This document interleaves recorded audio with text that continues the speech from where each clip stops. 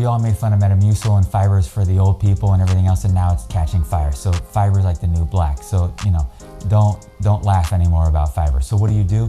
I would add at least 5 grams. You don't want to go up to like 10 grams because you want someone to work up. So what do? 1 scoop, 2 scoop, or 1 scoop and then, or 1.5 scoop.